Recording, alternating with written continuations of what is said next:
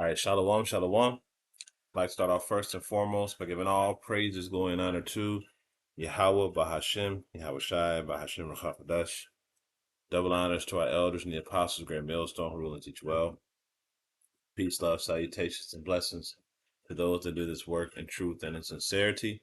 This is your brother Nathaniel from the GMS Camp Atlanta, coming back at you through the Spirit with another lesson, and I pray and hope this lesson is edifying. Now, brother had posted this video in chat, which was a really heavy video, but it made me think of a quote that I heard years ago, and I'm gonna bring that quote out in just a second. But people don't understand that getting paid money to work is slavery. Okay, getting paid money to work is slavery, and I'm gonna explain that to you because a lot of you all think that slavery has been abolished. Slavery has been Slavery has been put into a new package to make you not revolt against the system. That's what has happened. Okay? That is all that has happened. Slavery has been repackaged to to make you believe that you are free because there's no bars in front of you. Of course, you have to drive to work. You can drive around. You can go to the grocery store. You can do all of these things that make you believe that you're free. However, you still got to go to work. You got to come back home and you got to pay bills. And you got to pay for these goods and services, right? Which leaves you having to go back to work to make more money to pay for these goods and services again. So it's a never-ending cycle. Okay? Now, by definition, that's a slave because you have to work and sell yourself in order to live. All right, you're not working for your own benefit, you're working for somebody else's. And then with the money that you obtain from working, you have to pay somebody just to live your life. Okay? Now I'm gonna play this video right here, and this guy breaks it down. And then we're gonna bring out some historical evidence to show what wages actually are, and bring out some precepts and close it out. All right. Take this money. I got bills. I pay my car note. I give it right back to you. Then I gotta pay my rent. I give it right back to you. Don't that mean I'm working for free? I'm sorry. I just want to understand it, bro. I just want to understand this shit real quick, B. I want to understand it. Reflection. I want to understand this real quick. I own a business. I own my own salon. The building is owned by some realtor. I call them up. I pay the realtor. Who gave the realtor the money to get the complex that I'm going to own my business in? The bank. Right? But I got my own business. So I'm coming in here, but I pay my rent to the realtor. Who pays that? To the bank. Right? So wait a minute. I'm getting this money now, but it's still going to the fucking bank. And then now, because I own my own business, I'm the man, I got bigger bills. Guess what? Pay my employees or whatever, collect my stuff, and now I gotta pay my car note, because now I gotta fly, pay my car note. That go to the bank. Pay my apartment, my house, my mortgage. That go to the bank. It's a rat wheel. I take this money. I got big. He's not lying. It's a rat wheel. It's slavery. All right. Now there's a quote that I remembered that I heard years ago when I saw this. Okay. And the quote is, it says, slavery is but owning of labor and carries with it the care of laborers, while the European plan is the capital is this is that shall control labor by controlling wages. Okay? So through the controlling of wages, you control labor. There is no such thing as fucking money, man. All right? There is no such thing as money. And we're gonna get into that. We're gonna show you that this part where it says the owning of laborers and carries with it the care of laborers. That means that they have to take care of you. Through the system of creating something called a wage, they alleviated the point, the fact that they would have to take care of you, and allowed you to take care of yourself through your own slavery. This is how diabolical this devil is. And I know for some of you all, it's going to be very hard for you to wrap your head around this. But this is the actual reality of the world that we live in. Okay? You're going to have to work to take care of yourself, but through your labor, you're building their system. You're building their empire. And you don't even realize that you're doing it. You think you're just going to work. You think you're just making some money to pay bills, to live life, not realizing that you are actually a slave, a wage slave.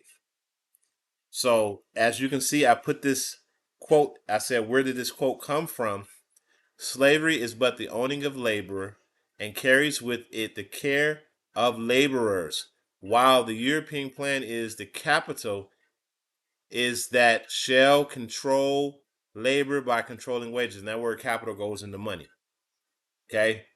So by controlling the money, and who wrote that? Give me control over, and it's gonna say this is a conspiracy theory because they this is anti-Semitic and all this shit. That's what the new thing now, that he didn't actually say this. However, everything in society points to this statement right here.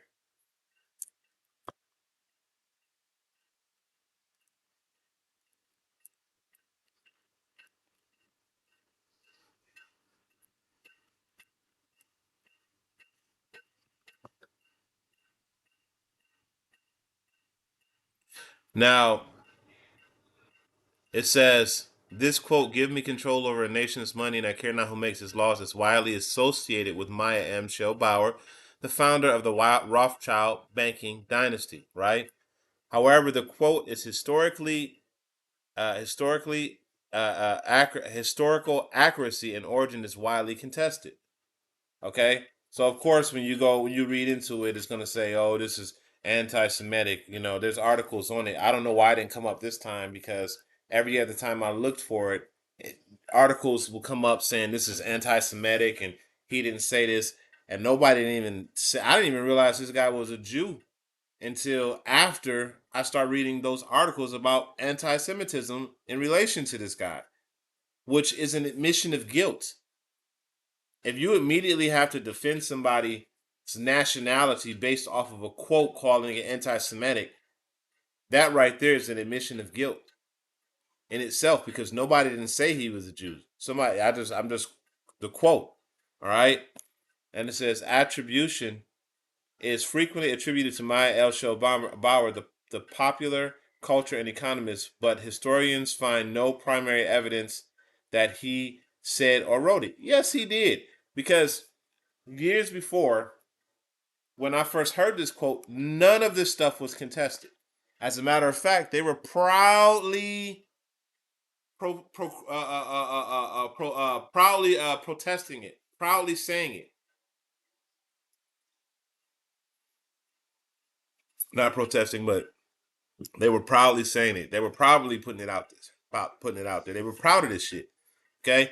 Now, here it is right here. In a little side note, right? It says anti-Semitic false Rothschild quote from Liz Truss Minmior. Okay? Nobody even put his nationality in there. Nobody even said this man was Jewish, right? But you're immediately calling this quote anti-Semitic. You're immediately putting this here. Like, bro, nobody. Anytime you hear that term anti anything, we already know whatever you're trying to say. This is anti is bullshit. We already know it. Okay, and nobody's falling for this anti whatever bullshit anymore. Okay, so you can see Maya Angelbauer. He wrote this. He quoted this. This was his quote. Give me control over a nation's money supply, and I care not over a nation's money, and I care not who makes its laws. Okay. So then going back to this, it says this quote was from the. You know what? First, let's get some scripture. Okay. Let's get some scripture. Bring this out.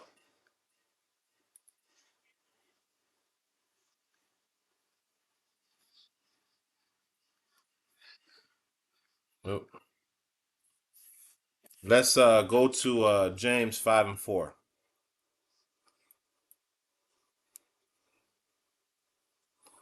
And it says, behold, the hire of the laborers who have reaped down your fields, which you have kept, which is of you kept back by fraud, crieth, and the cries of them have reaped into the ears of the Lord of Sabaoth.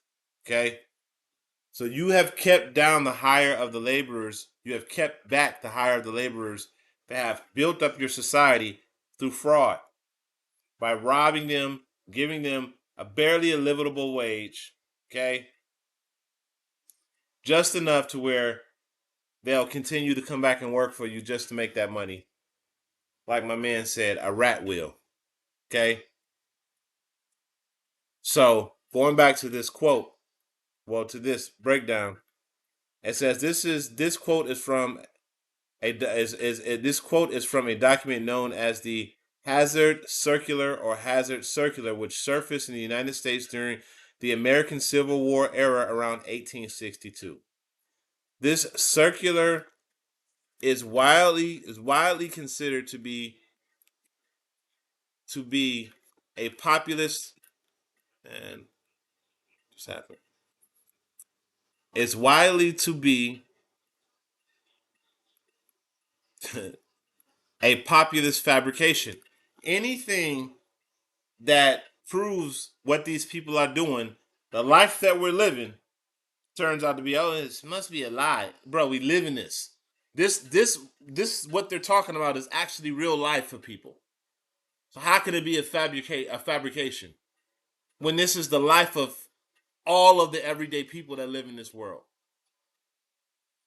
So you want to sit there and make me believe that this is a fabrication based off of what you're saying when this is my reality?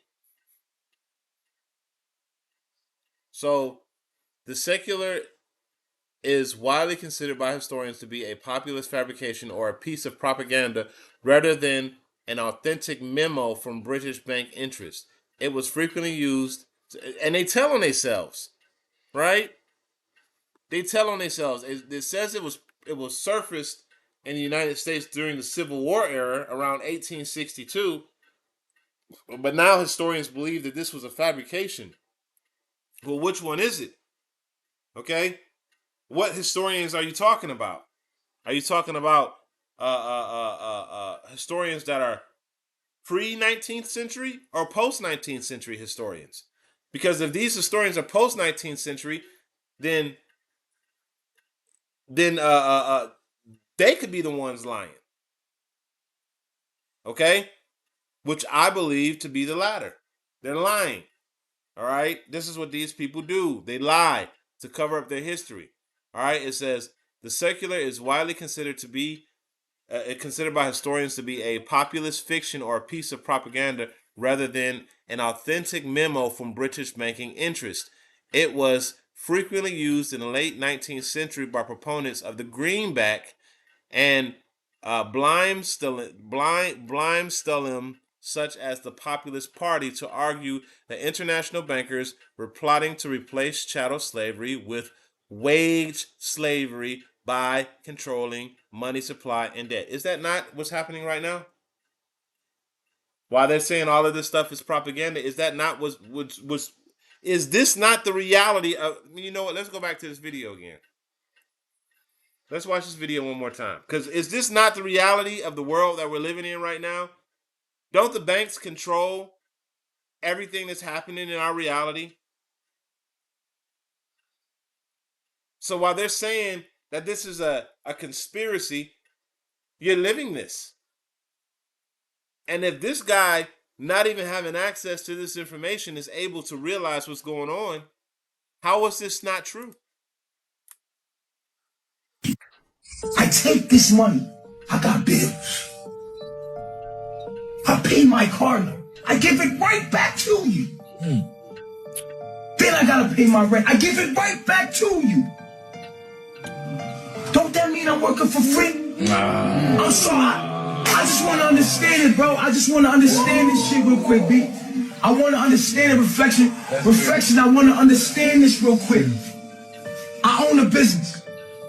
I own my own salon. The building is owned by some realtor. I call him up. I pay the realtor.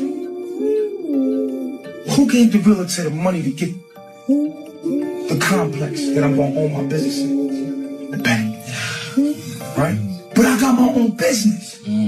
So I'm coming in here, but I pay my rent to the realtor.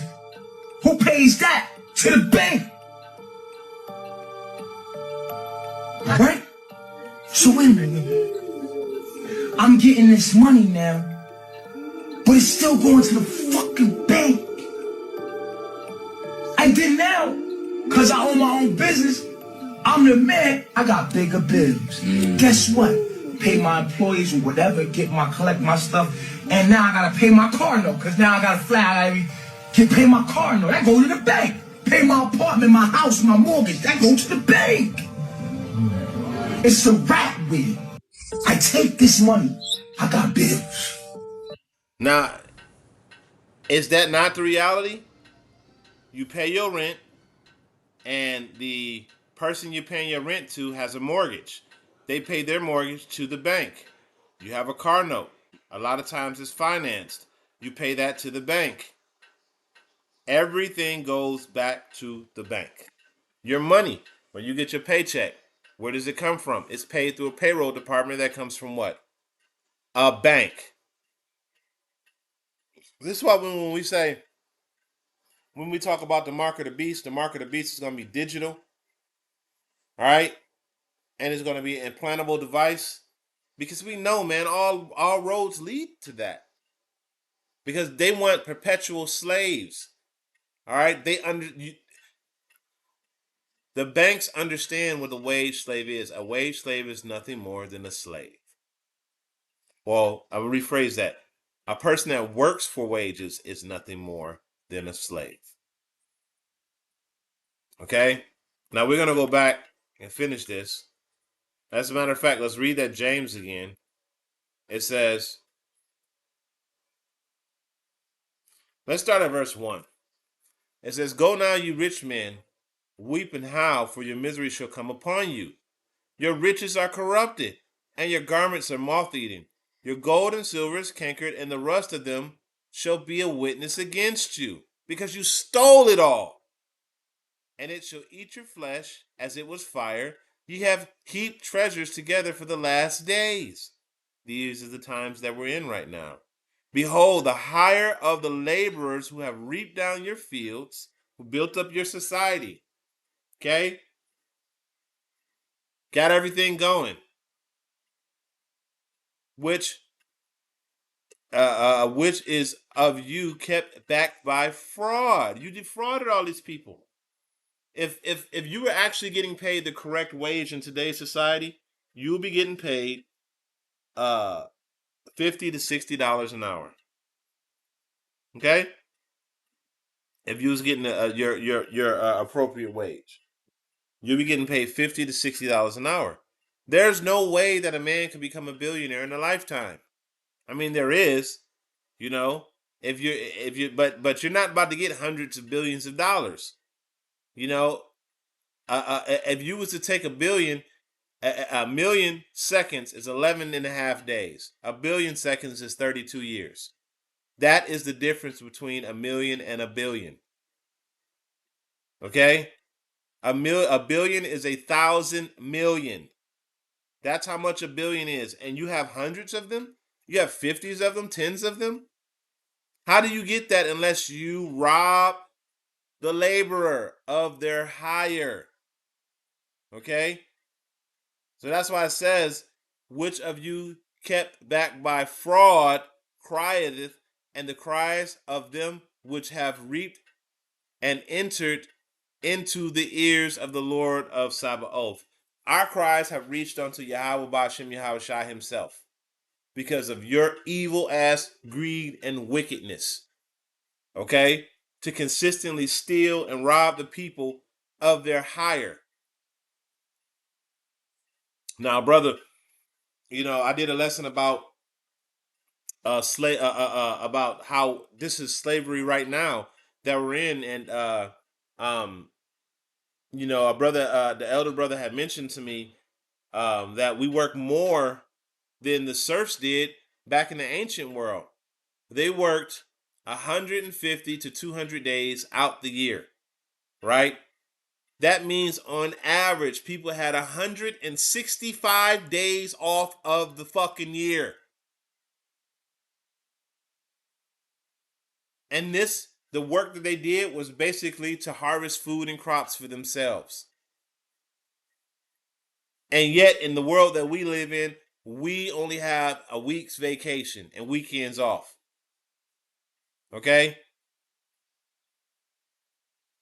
So how are you not a slave to the banks? Now, bringing up Thomas Jefferson, he was a big proponent. He was against the banks.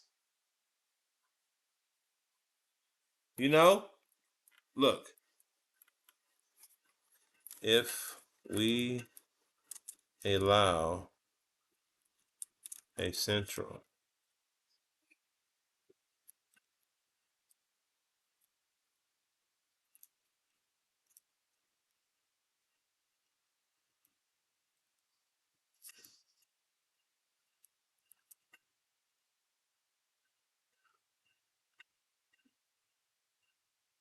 currency,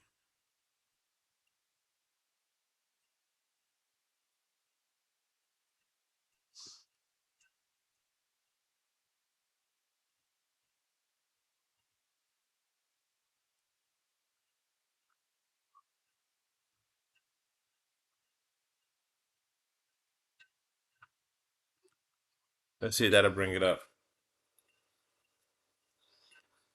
Okay. It says the phrase you refer to is widely circulated through spurious quotations attributed to Thomas Jefferson, warning that private banks to control currency issuance would lead to the concentration of financial power that would deprive citizens of their property. While the exact quotes debates, of course, they got to throw some bullshit in there. Of course, they got to throw some bullshit in there.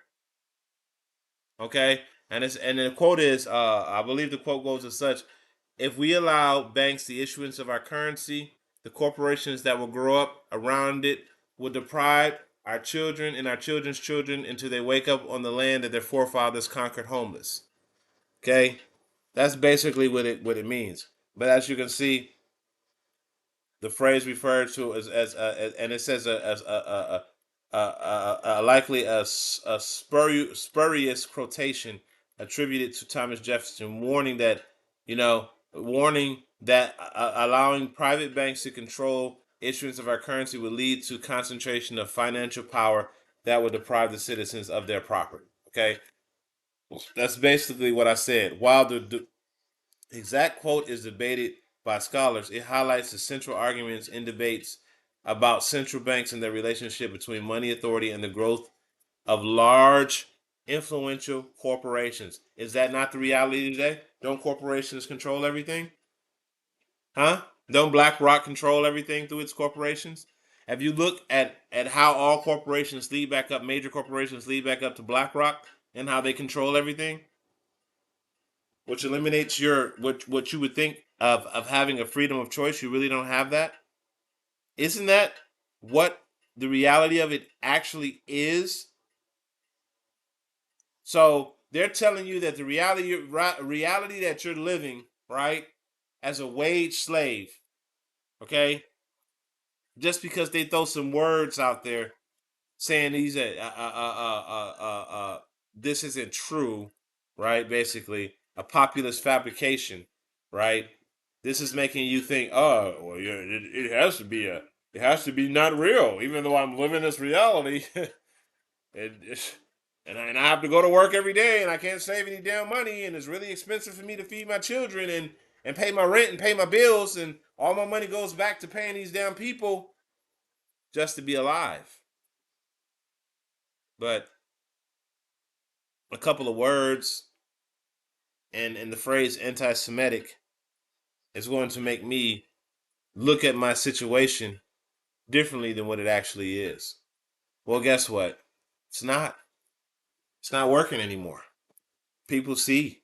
And if you got a regular average Jake that can just break this down, obviously he's in some type of dorm room or something, right? Just breaking this down to you so you can understand exactly what's happening, what this is, right? But going back to that James 5, the Lord said that you was going to defraud the laborers. Okay? So let's see if there's anything more on this. Yeah, it says context. It claims to be a secret message sent by London bankers to their American counterparts advising them that chattel slavery is inefficient because the owner must pay for the care of the laborers. See that? You got to pay for the care of the laborers. Which is true because in biblical times, for your indentured servants, people that work for you, you had to provide them with care and housing because they work for you, right? Whereas the European plan, the wage labor allows capital to control labor more cheaply by controlling wages. Okay? So by controlling wages, you can force labor out of people because they have to eat. It says the popular use the secular was famously read into the congressional record in the 1890s because debates over the silver standard and national currency to illustrate alleged ruthlessness of money power. Okay, so like I said, they tell on themselves, right? And then the next, they say that they said the secular was famously read into the Congress record, so it was put in the record. But authenticity, there's no historical evidence that real banker named Hazard wrote this, and the general categorization, generally categorized as a political forgery designed to stir up anti-banking sympathy. Well, of course it was. Of course. This had to be some bullshit that somebody wrote, even though we're living it. Of course it was. Even though we're living it, it had to be some bullshit. Okay? Somebody had to make this up. Even though this is the reality of all of us right now, living in this place. Okay?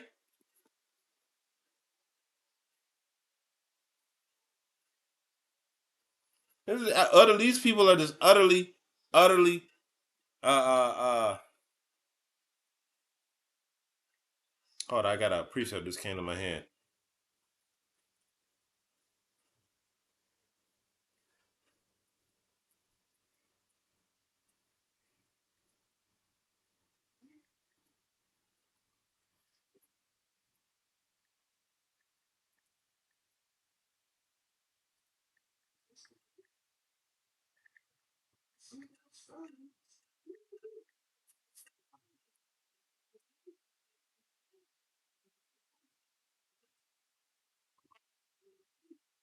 So let's go to the 1611.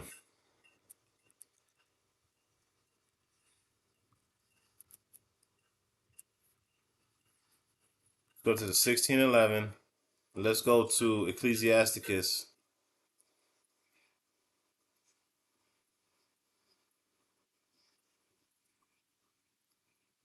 34 and 22.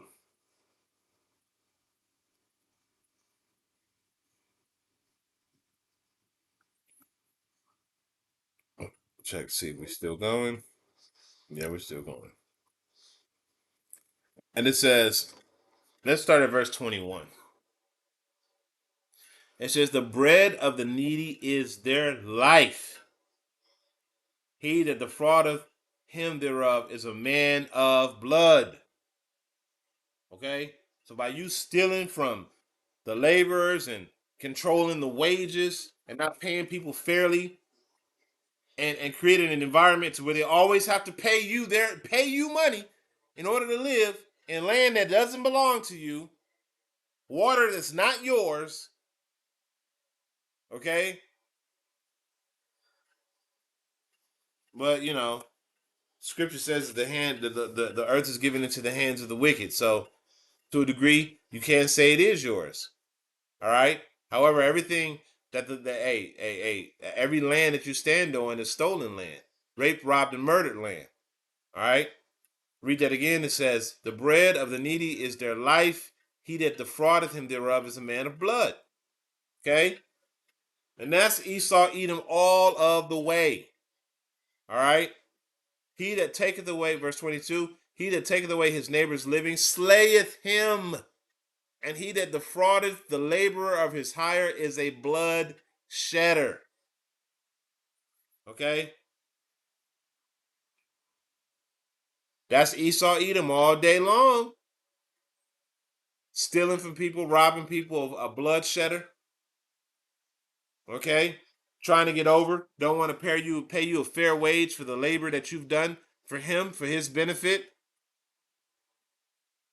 You see? So we're going to go back here. We're going to go here to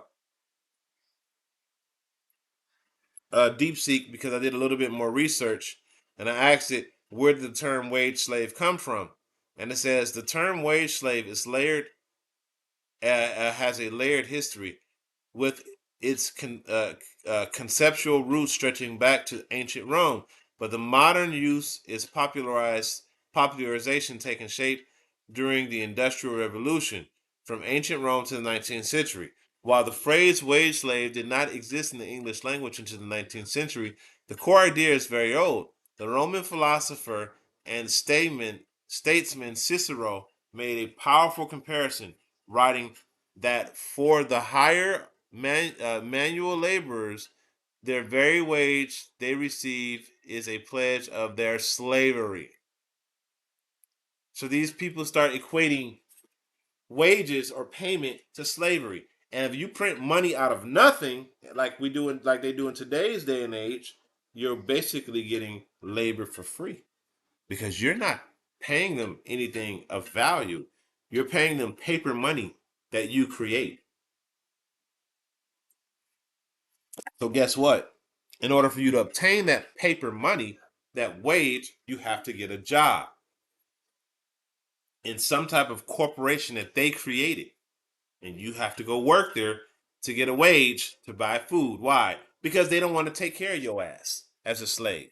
They want you to take care of yourself and still be a slave unto them. Okay? It says the idea, the second paragraph, the idea was then used in a very different ways in the 1950s. And American pro-slavery advocates like George Fitzgerald co-opted the term to defend the positive good of chattel slavery, arguing that northern factory workers were worse off as wage slaves than enslaved people in the South, who claimed to receive lifelong care from their masters. Okay? Again, as I said before, you got to take care of your slaves. Later, socialist thinking like Karl Marx and Perry Joseph Proudhon used the concept as a powerful critique of capitalism, arguing that workers, despite being legally free, were still economically compelled to sell their labors under the threat of starvation. Now you see why they control the supermarkets. Now you see why they control cattle. Now you see why they control everything. Because if you don't work in their system, you won't eat. It's just as simple as that. If you don't go to work in their system, you won't eat. Hence, compelling you to go work for them, for your wage. And you're going to work at the wage that they want you to work at. Hence, you're being defrauded. Because you're not getting a fair pay. Why? Because if you got a fair pay, guess what will happen? You wouldn't work as much. You'll be like those serfs in the ancient world that only worked 150 to 200 days. Who would want to work more than half the year? 340, 350 days out the year? 300, around 360, 335, 340 days out the year you got to work, minus your weekends off and your little vacation that you may get. 365 days minus that. Nobody would do that shit. Okay? Nobody willingly wants to go to work like that. No, I don't care what type of job you have. You're not happily going to work, being stuck in traffic every day because you love the job. I love my job. So I love being stuck in traffic for an hour and a half there and back, coming home, getting 8 hours of sleep, and I got to fit everything else that I need to do in the course of my day, taking care of my children, going grocery shopping, cooking dinner, doing whatever else I need to do just to survive and keep myself healthy. I barely have enough time to keep myself healthy, but then I got to go to work the next day. Nobody will willingly do that. If you had the option to say, well, you know what? I can get paid $50, $60 an hour and work half the year and not work the other half a year, everybody would be doing that. Okay? So they keep your wages low, so you would be compelled to go work for them consistently. 340 days out the year. Okay? It says, the rise of the wage slave in America. The term wage slave, as we understand it today, emerged in the context of American Industrial Revolution. Here's a timeline. Ancient Rome, 44 BC. Cicero writes that this is how you know America is the Roman Empire all over again. Okay? Well, one of the ways you know, but there's many different ways.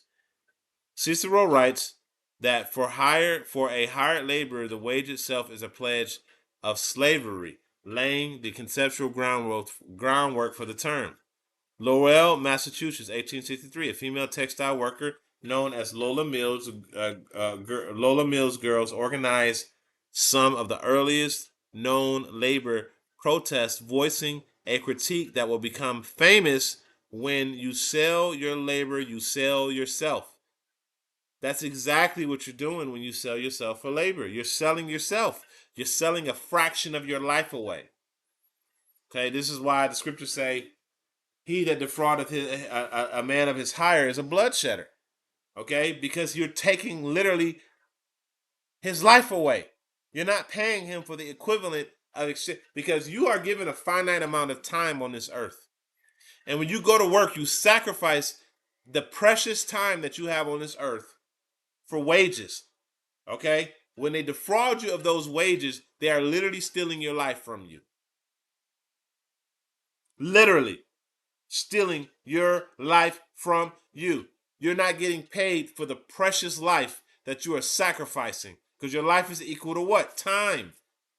So you're sacrificing your time to get a considerable wage, a good wage, right? And when you don't get that wage, you just gave a portion of your life up that you can never get back for money that is not worth equal value to what you just gave up.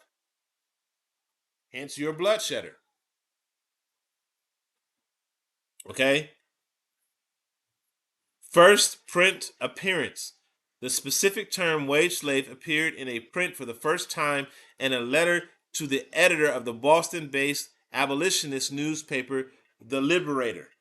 Now, there's links to all of this stuff right here. That's why, these little things right here, Wikipedia, they, so you can, this stuff, when I go to DeepSeek, it also gives you the sources of all this stuff. Okay.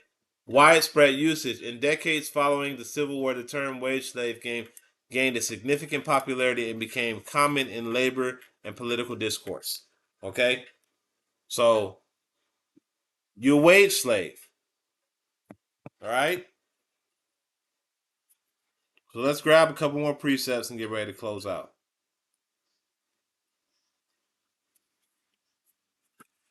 All right. So we're going to go to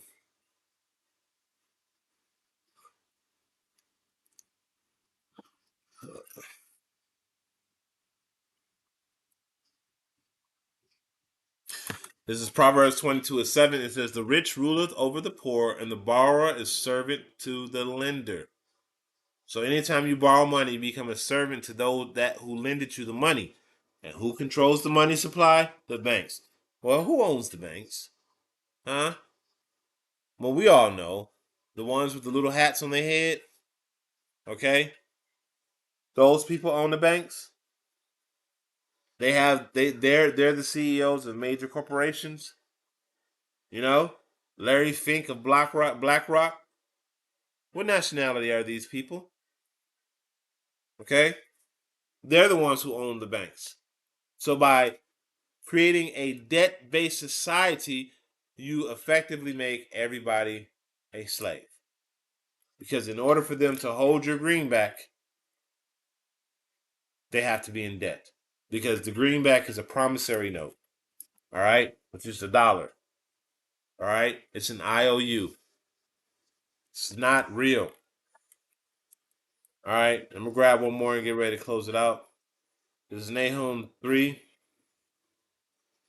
And 1 that says, oh, that's not it. It's still a Nahum.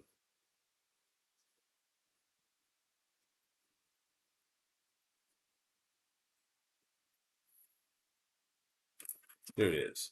This is Nahum 3:1 that says, "Woe to the bloody city!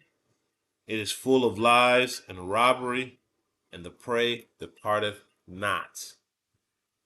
So Babylon the Babylon the Great is a new Nineveh. Okay?